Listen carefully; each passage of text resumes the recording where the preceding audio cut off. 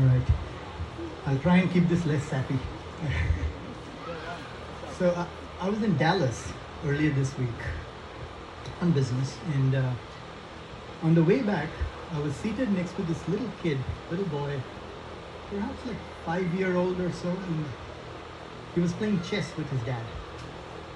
So the little kid, he lost the first couple of games pretty easily, but and dad wanted to go to his reading and or something else, but he was insisting that dad keeps playing with him so that he can eventually beat him at chess. And that reminded me of Ishan. I think around the same age, when he would wait for me to return from the business trips so that he can beat me in chess and every other game we will play, in the basement of our Derry, New Hampshire home, at times late into the evening, and Ishan will sleep off and I'll pick him up and carry him to his bedroom. Look at him. He's all grown and ready to fly, and I clearly don't even stand a chance against him at chess.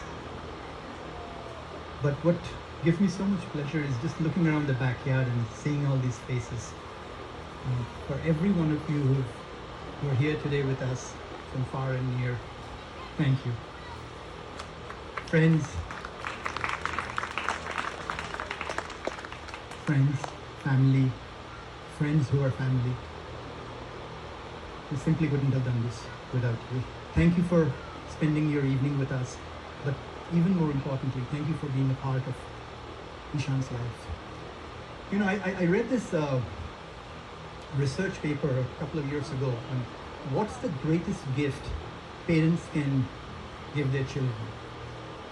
It turns out, contrary to popular wisdom, it's not unconditional love. It's not wealth, it's not riches, it's not education. Turns out it's not even that book that gives them an aha moment in life. It's not even quality time spent together. It turns out that the greatest gift parents can bestow upon their kids is the choice of where to raise them.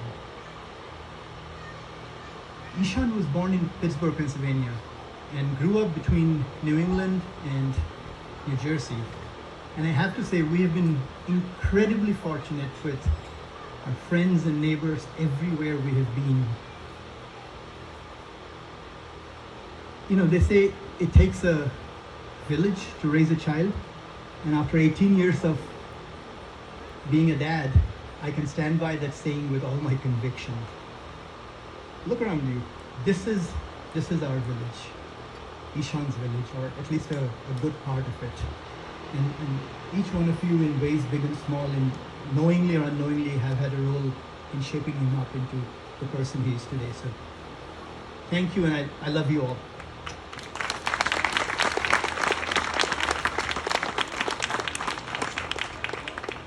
Ishan, what can I tell you? I mean, it has really not dawned on me that in 3 weeks' time, this guy goes off to dorm. Literally, days counting, 3 weeks. August 14 when he moves in, and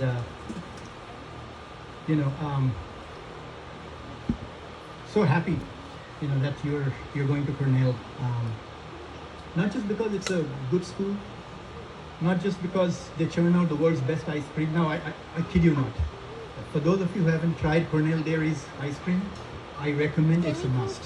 They're absolutely fabulous. But my reason for being so glad is more personal, and something that gives me a sense of closure. When I was an awkward 17-year-old growing up in India, I was applying to a few colleges here in the US. Cornell happened to be one that offered me a spot in there. And this is where I aged myself. In their class of 1997. For many reasons, I couldn't come here. I regretted the decision later.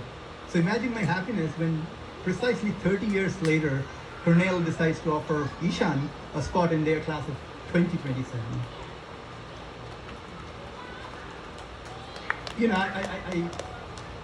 I don't know, what I'll do after 3 weeks, who I'll turn to for those, hard nut cryptic crossword clues on Sunday times, or just to pull him aside for a conversation on everything and nothing. Like many of you said, he gives also me some of the best advice, believe it or not. But to say we're proud of you, I think, doesn't even begin to express the joy we have. What can I say? You did it. You're a high school graduate. You're about to embark on, the next big adventure in life. If there's anything I can say, it has to be in the words of Dr. Seuss, I guess. What was that? You have the brains in your head. You have your feet in your shoes. You can steer yourself in any direction you choose.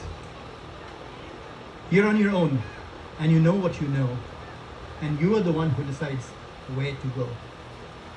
So, no matter where life takes you, no matter what you do tomorrow, Ishan, my arms are not big enough to carry you to your room anymore, but there'll always be ample room in my heart to carry you to the ends of the earth.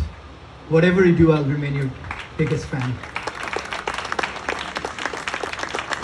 Love you, Manchkin.